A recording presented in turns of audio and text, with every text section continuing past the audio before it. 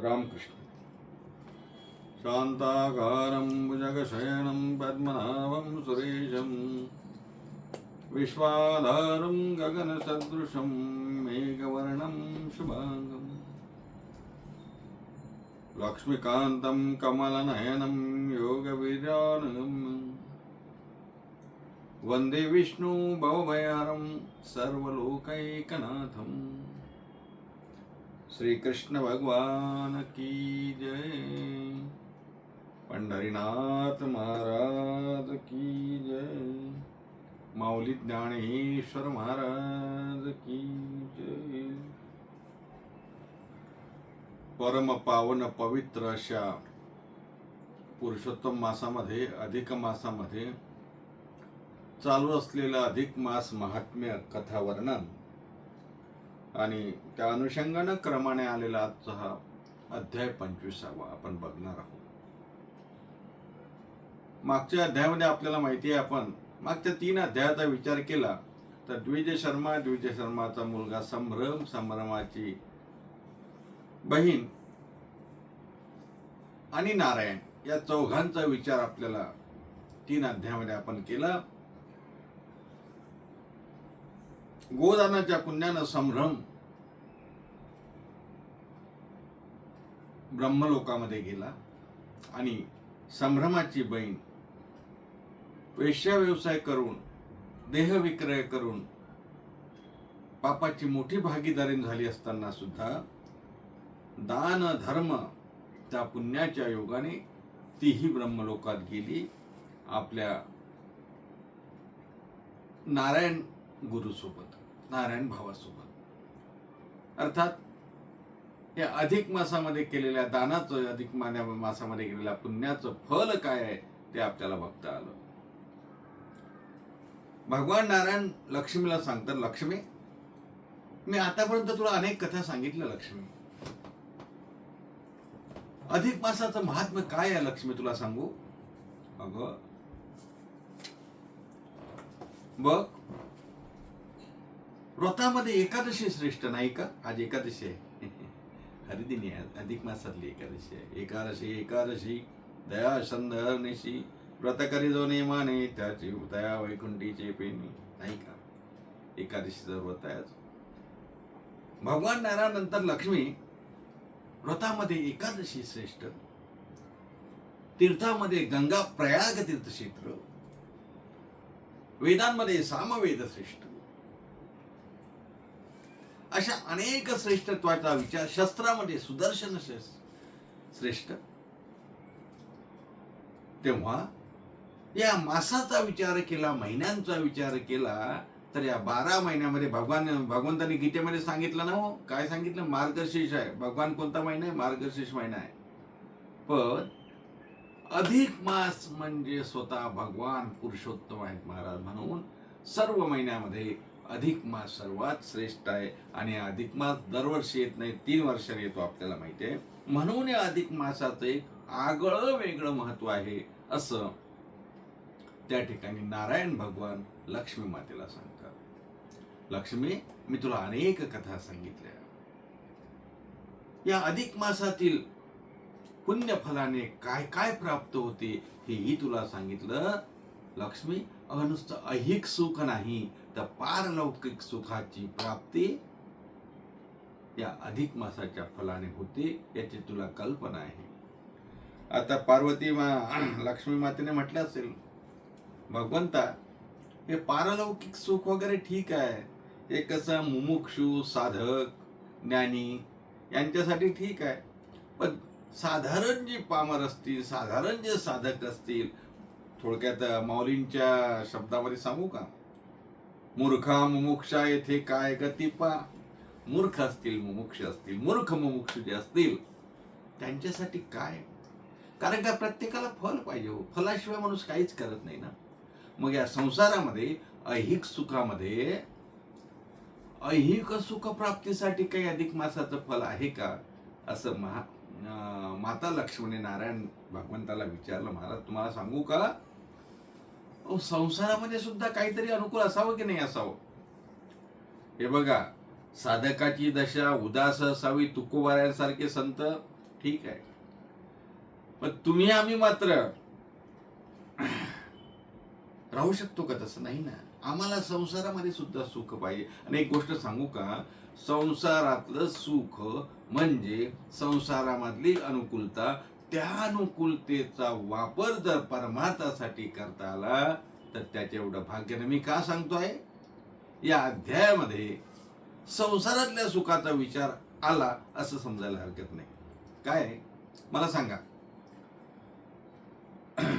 आलेल्या अतिथीला ब्राह्मणाला जेवण देणं दुपारच्या वेळेस घरी आल्यानंतर, हे पुण्य आहे की नाही? आहे पुण्य. मग आता खूप गरीब आहे, स्वतःचीच खायची सोय नाही, का हो? परिस्थिती अनुकूल असती, सर्व घरात असतं, तर पुण्य झालं असतं की नाही? झालं असतं. म्हणजे समृद्ध असणं, श्रीमंत असणं हे वाईट आहे असं नाही, नाही का? बर, चांगली बायको असणं, चांगली बायको असणं वाईट की चांगलं? आता पंढरपूरला जायचं आहे, बायकोनं म्हटलं जायचंच नाही, आणि एखाद्या बायकोनं म्हटलं तुम्ही चालले का, मी पण येतो सोबत, चांगलं की वाईट? चांगलं आहे ना. म्हणजे चांगली बायको असणं, आपल्या परमार्थामध्ये सहकार्य करणारी आपली सहचारिणी असली तर चांगलं आहे ना महाराज. म्हणजे संसारामध्ये अनुकूलता असू नये असं नाही, पण त्या अनुकूलतेचा वापर आपल्याला चांगला करता आला. म्हणजे जशी बायको चांगली असली पाहिजे, तशी बायकोला पण नवरा चांगला असावा ना. नाही तर संध्याकाळी झालं की खटाखट अधिक महिन्याने बघायचं, काहीच बघायचं नाही. चालते का असं? नाही. मी का सांगतो आहे, इथे या अध्यायामध्ये पंचगौरी व्रताची कथा आली, जी सौभाग्यासाठी महत्वाची. आणि आपल्याला माहिती आहे, सौभाग्याच्या अनेक व्रतकथा आपण बघितल्या असतील, आपल्याला माहिती असेल. महिला वर्गांना विशेषतः माहिती आहे, वट सावित्री आहे, हरतालिका आहेत की नाही. पण या अधिक मासामध्ये सुद्धा पंचगौरी व्रत ही सौभाग्याची कथा, सौभाग्याची संबंधित कथा आहे. तेव्हा ही कथा नारायण म्हणतात, लक्ष्मी मी तुला सांगतो, फार पूर्वी वशिष्ठ ऋषींची पत्नी, ऋषी पत्नी अरुंधती कैलासावर गेली. कैलासावर कोण राहते? कैलासीचा देव गोळा चक्रवर्ती, नाही का? कैलासावर गेली आणि पार्वती मातेकडे गेली. पार्वती मातेकडे गेल्यानंतर पार्वती माता पूजा करत होती. अरुंधतीला आश्चर्य वाटलं, का हो? जगत जननी ही पार्वती माता ही जगताची जननी आहे, जगत जननी आहे, आदि शक्ती आहे, आणि ही पार्वती कुणाची पूजा करते? म्हणून अरुंधतीला आश्चर्य वाटलं. पार्वतीने म्हटलं, अरुंधती, ऋषीपत्नी या या या, सत्कार केला, या बसा. का हो म्हणे? अरुंधती पार्वतीला म्हणते, पार्वती माते, तुम्ही कधीच बाहेर येत नाही हो कैलास सोडून. तुम्ही महादेवाला सोडून कुठेच जात नाही. तुम्हाला एवढा तुमचा नवरा प्रिय आहे का? बरं, नवरा तर बघितला तर अंगाला भस्म, गळ्यात काय म्हणतात ते, साप, गळ्यात रुंडमाळा, साप आहे, रुंडमाळा आहे, इकडे व्याघ्रांबर धारण केलेला आहे, भस्मोडी रुंडमाळा, हाती त्रिशूळ नेत्री ज्वाळा, गज चर्म व्याघ्रांबर, कंठी शोभे वासुक्यार, असे तुमचे पत्नी. पण तुम्ही पत्नीला सोडून कधीच जात नाही. पार्वती म्हणते, अगं अरुंधती, हेच तर माझं भाग्य आहे. माझे पती माझ्यावरती जीवापाड प्रेम करतात, महादेव माझ्यावरती प्रेम करतात, मला जावंच वाटत नाही. हेच माझं सासर आणि हेच माझं माहेर. पार्वती अरुंधतीला सांगतात. आणि हे मला कशामुळे मिळालं? मला असे योगीराज कैलाशीचे राजे शंकर भगवान महादेवजी मला कसे प्राप्त झाले? सहजासहजी प्राप्त झाले नाही, यामागची कथा आहे. आणि मग असं म्हटल्यानंतर अरुंधती म्हणते, पार्वती माते, मला ती कथा सांगा. अगं म्हणे, काय सांगायची आहे?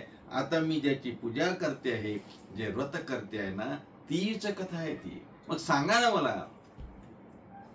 पार्वती माता म्हणते, चल, मी आता तुझ्या समोरच पूजा करते. पार्वती मातेने सांगितलं, अगं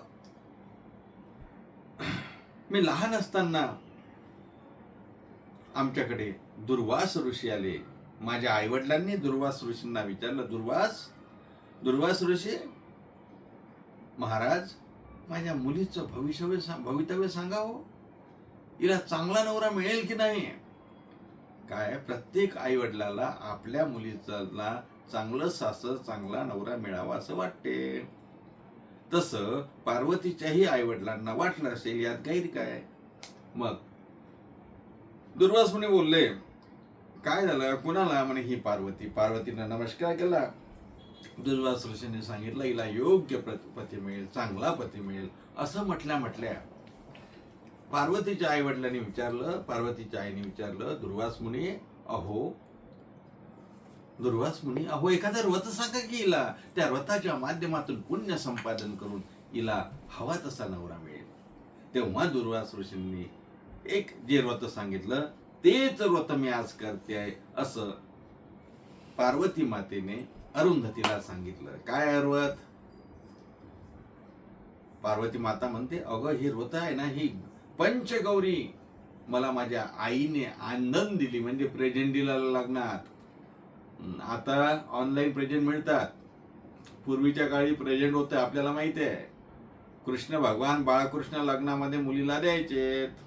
आता काय माहिती कुठे काय, त्याला आता लग्न कुठले काय कुठले, रिसेप्शन कुठले, काय काही सांगता येत नाही. काय असेल तर असू द्या, काळ बदलला, काल आहे तस्मै ना. काय आंदनामध्ये मला पंचगौरी मिळाली आणि त्या पंचगौरीचं व्रत असं आहे, माझ्या दुर्वास ऋषींनी मला सांगितलं, अधिक मासामध्ये सकाळी स्नान संध्या करून भगवान शंकराचं स्मरण करावं. कैलास राहणं शिवचंद्र मौनी, नाही का, तव तत्मं न जानामि कीदृशोऽसि महेश्वर यादृशोऽसि महादेव तादृशाय नमो नमः.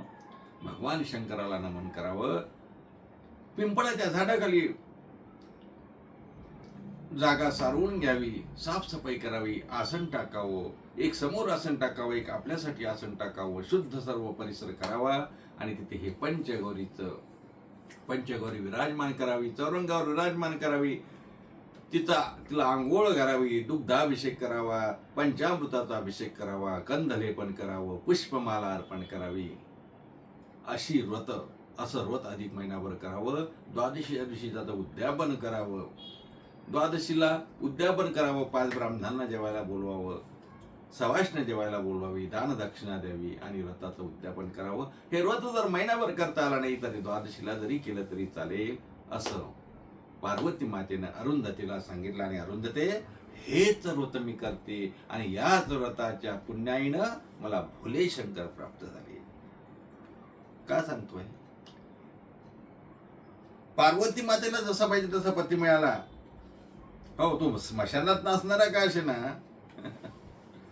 वर पांगी जरी आपल्याला तो स्मशानात नाचणारा भस्मोटीरुंड माळावाला असा वाटत असला तर ते भगवान आहेत महाराज, आणि ते पार्वतीला प्राप्त झाले. तसं आपल्याला चांगला नवरा मिळावा असं कोणाला वाटत असेल तर पार्वती माता म्हणते, पंचगौरी व्रताची जी कथा आहे, ही कथेचं वाचन करा, या कथेचं पठन करा, या कथेचं श्रवण करा आणि कथा हे व्रत करता आलं तर जरूर करा. अधिक मासामध्ये अनेक व्रतांमध्ये हेही एक व्रत आलेलं आहे.